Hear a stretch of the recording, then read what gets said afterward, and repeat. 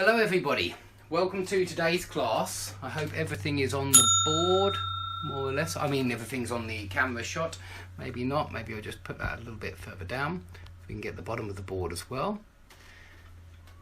So got it? If there's any problem with the quality, tell me now. Because once I start, I'm obviously not able to finish really. Let me see, what's that one down there? Let off steam. Yep, I think we're all good now to start. So we're doing advanced phrasal verbs today.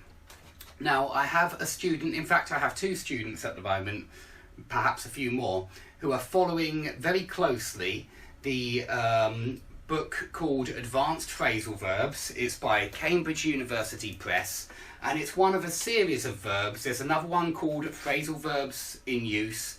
There's another one, Intermediate Phrasal Verbs. There's collocations in use as well. There are many books of this type from Cambridge University Press. And this one deals with advanced phrasal verbs.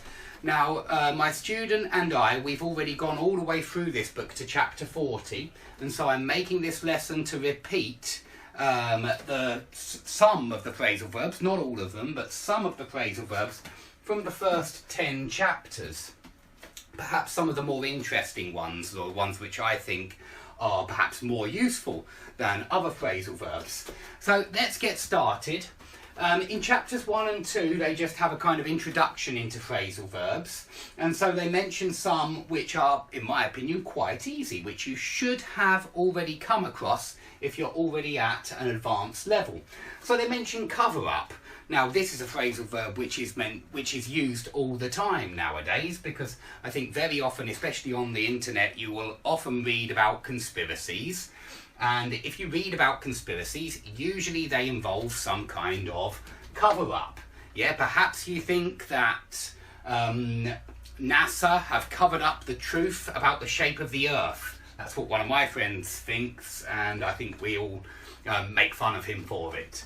But perhaps you think the government have covered up the truth about, could be anything, could be an assassination, it could be a particular event, and then you believe that they have hidden the truth from you, and so you think there is a cover-up. And you can use it as a noun as well. You can say a cover-up, or you can say the government covered up the truth. So that's quite an easy one, because I think it's very visual and it's an easy one to remember.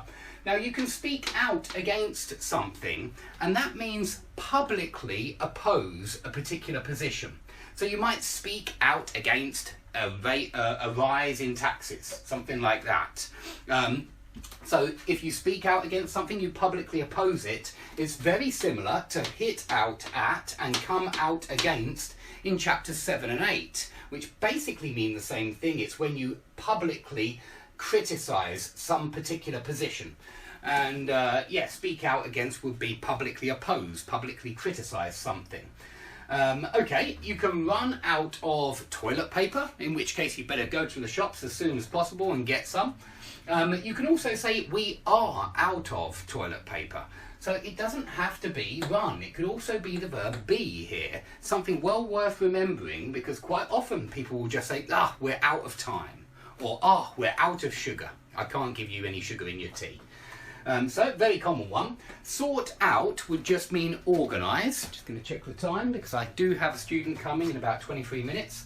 Sort out just means organise. So when you sort out your visa because you're going abroad, it means you organise it. You fill in all the forms, you send them off, and you wait for your visa to arrive.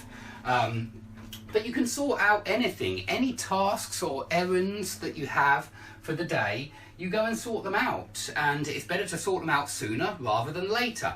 So that's a very useful one. You'll see it or you'll hear it all the time.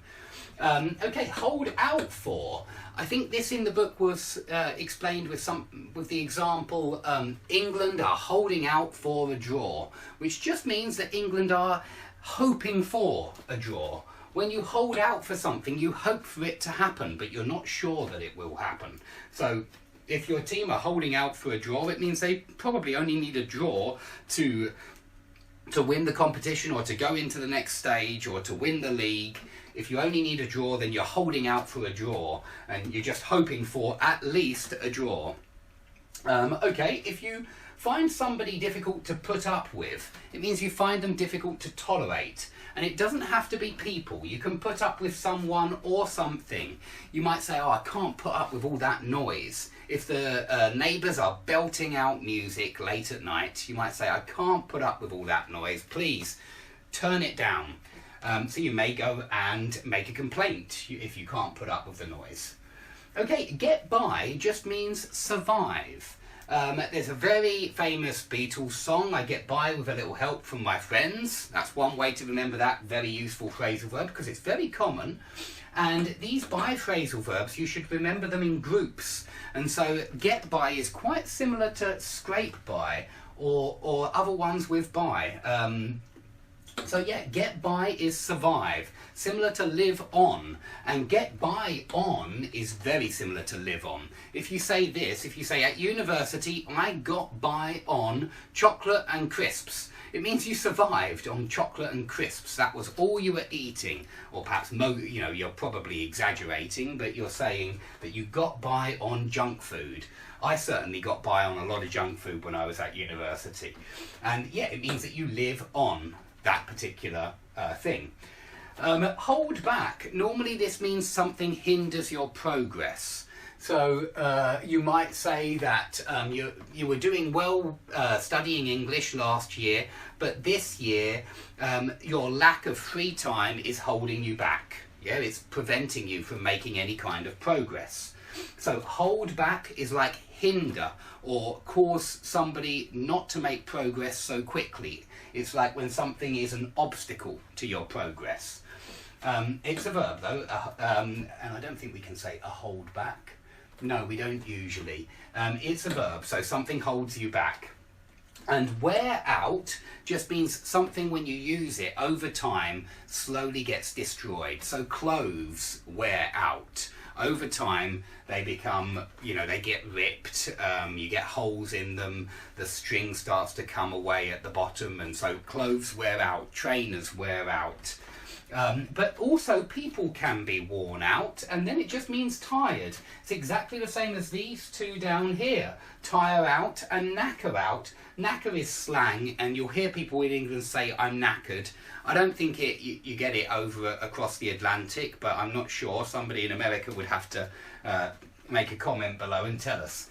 But if people are worn out, they've run the marathon, or they've been playing football for 3 or 4 hours, something like that. Okay, on to chapters 3 and 4. Before you play sport, it's important to have a warm-up, and that's so that your muscles are all ready for the sport. So normally you're doing that kind of thing and that kind of thing, and then maybe running on the spot a little bit, just to get your muscles warmed up, literally warmed up, so that you don't pull a muscle when you're actually in the when you're actually playing the game. Okay, if you use a computer a lot and you have a lot of information on the computer that you don't want to lose, like I do, or as I do, I should say, as I do, you might want to make a backup. So I have all of my ebooks and hundreds of other ebooks as well stored electronically on a hard drive, but I have a second hard drive on which I make a backup. And it's just another copy to make sure that I've got, so that if anything goes wrong with the first hard drive, and this has happened to me, you've got a backup copy and you're safe. You haven't lost all of your work. Okay, a standoff. A standoff is a stalemate. If anybody plays chess out there, sometimes the game reaches a stalemate where there is no resolution to the game. It's basically a draw. In other sports we would call it a draw. But the point about a stalemate is that neither side can force a victory. And when you have a standoff, a very good way of remembering this is the expression a Mexican standoff. And a Mexican standoff is when two people are pointing a gun at each other, threatening to kill the other one. And you could certainly talk about a nuclear standoff, when you have two nuclear superpowers both aiming their missiles at each other. It's a stalemate, it's a standoff, it's also called an impasse. There are a few words you could use here, but they all describe the situation when two sides cannot force a victory and they're locked in some kind of position which they can't escape from. That's a standoff. Okay, a standby is a person who is ready to fill in for another person if that person gets sick or has a problem and has to be somewhere else. So if you work in the theatre, perhaps you're an actor, you might have a standby, which just means someone who'll fill in for you if you get sick, and the day comes when the performance has to take place. Somebody else can be your standby. He will act. He will fill in for you when you're not there. Okay, so you can have a standby. You can also have the onset, which just means the start of something. You might remember that these are obviously all nouns so far being used, phrasal verbs which have been changed into nouns. And the onset comes from the phrasal verb set in, rather illogically. It doesn't come from set on. And the onset means the beginning of something. So you can say the onset of winter, or you can say winter has set in. Okay, you could also talk about the onset of a disease, or you could say the disease has set in. So that's quite an odd one, very illogical that it's onset and it's set in as a verb. Overkill means when somebody has done something in an exaggerated fashion. So overkill literally means killing too much, because over means too much. And so perhaps I could do a lesson on phrasal verbs, and I could fill this board with 1,000 phrasal verbs, and that would perhaps be overkill. I don't think anybody would learn much from just 1,000 phrasal verbs, and in 10 minutes I just very quickly do one sentence for each of them. I can't do that many, obviously. It would be overkill anyway. It would be too much. And so overkill we use for when something is done in an exaggerated fashion, when something is done to too great an extent. It should be watered down, basically, just to use...